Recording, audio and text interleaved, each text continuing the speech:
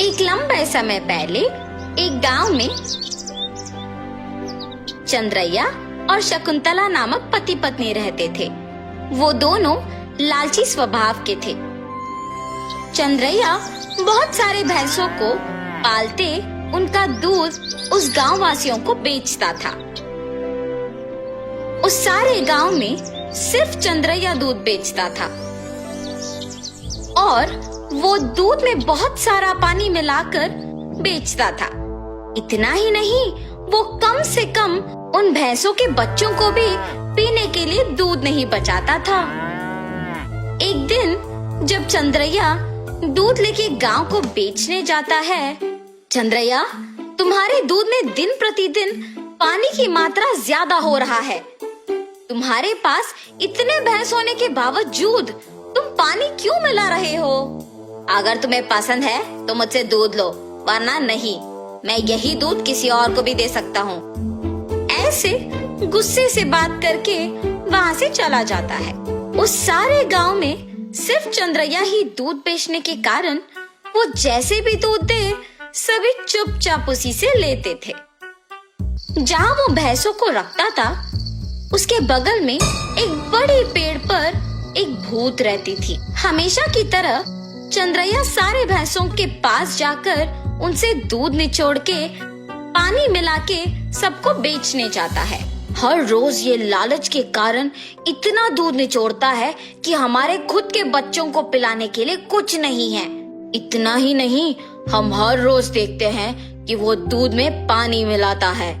हम बचपन से उसी के पास बड़े हुए हैं, इसलिए हम कुछ नहीं कर पा रहे हैं, लेकिन हमें उसे एक सबक सिखाना ही होगा।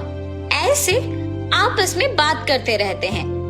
जब वहाँ की भूत उनकी बातें सुनकर सोचती है, हर रोज इन भैंसों की दुखी बातें मैं नहीं सुन पा रही हूँ, और इतना ही नहीं, इस आदमी के दूध में पानी मिलाने के कारण गांव वाले भी दुखी हो रहे हैं। इन भैंसों की सहायता से ही इस आदमी को सुधारना होगा। ऐसे सोचकर वो भूत उन भैंसों के पास आती है। तब मैंने तुम सब की बातें सुनी है। अगर तुम लोग मेरी बात सुनोगे तो तुम्हारे मालिक को सुधार सकते हैं। कौन हो तुम? तुम हमारी बातें सुन सकती हो? मैं एक भूत हूँ, इसी पेड़ पे रहती हूँ। मैं हर रोज तुम्हारी बातें सुनते रहती हूँ। हम तुम्हारी बात सुनेंगे, मगर वादा करो कि तुम हमारे मालिक को कुछ नहीं करोगी, सिर्फ उन्हें एक सबक सिखाओ, बस। ठीक है, तुम्हारे मर्जी के अनुसार उन्हें कुछ नहीं करूंगी। ऐसे कह के हमेशा की तरह चंद्रैया उनसे दूध निचोड़ने जाता है। जब वो निचोड़ने लगता है, तब वो भैंस उसे जोर से लात मारती है। बाप रे शकुंतला, मेरा पीठ टूट गया। ऐसे जोर से चिल्लाने पर शकुंतला अपने पति के पास आती है। अरे रे, क्या हुआ? आप गिर कैसे गए? उस भैंस को आज कुछ हुआ है। जब मैं दूध निचोड़ने गया तो उसने मुझे जोर से लात मारा। आप रुकिए, मैं भी जरा देखूं कि ये भैंस दूध कैसे नहीं देगी। ऐसे कह के शकुंतला उस भैंस से दूध निचोड़ने की कोशिश करती है, और उस भैंस ने शकुंतला को भी उसके पति के ही तरह जोर से लात मारती है। तुरंत उनके बच्चे ही सारे दूध पी जाना देख पति पत्नी कुछ नहीं कर पाते हैं, सिवाय उनको देखना। अरे रे, सारा दूध सिर्फ ये बच्चे पी रहे हैं, कुछ तो कीजिए। आज के लिए हम कुछ नहीं कर सकते हैं, शाम को वापस आएंगे दूध निचोड़ने। ये फैसला करके वहाँ से चले जाते हैं। शाम को जब दोनों वापस दूध निचोड़ने जाते हैं, तो सुबह की ही तरह वो भैंस उन दोनों को लात मारती है।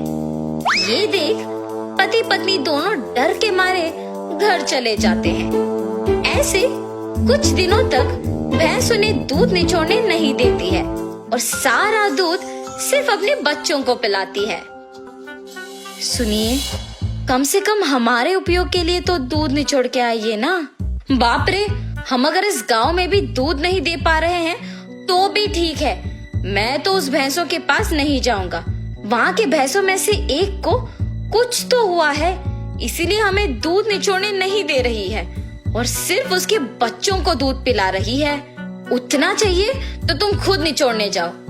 बाप रे, मैं अकेले? नहीं नहीं, हम दोनों मिलके दूध निचोड़ने की कोशिश करते हैं। चलिए ठीक है, कल सुबह जाएंगे।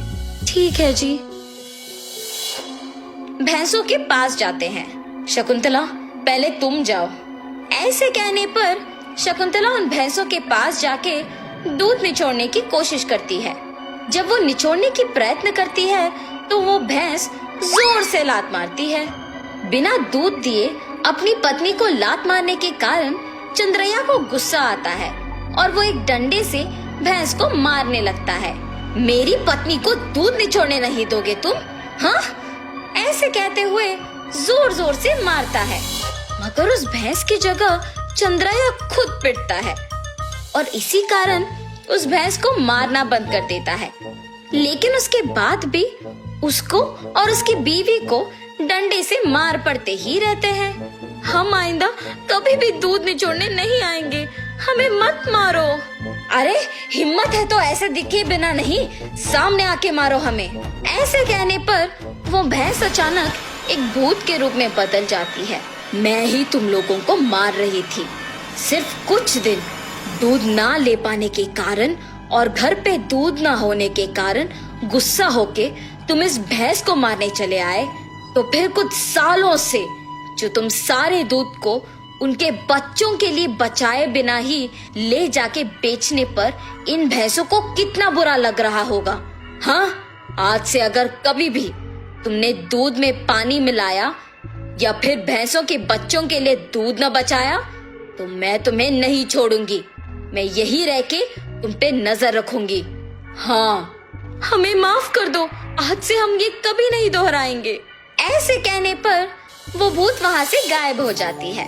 तब से उस भूत के डर से चंद्रैया और शकुंतला भैंसों के बच्चों के लिए कुछ दूध को बचा के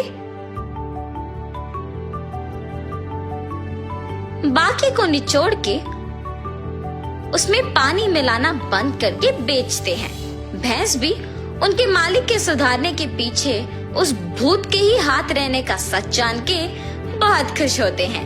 गांव वाले सारे चंद्रैया को अच्छा गुणवत्ता वाले दूध देते हुए देख खुश होते हैं कि उसमें बदलाव भी आया है।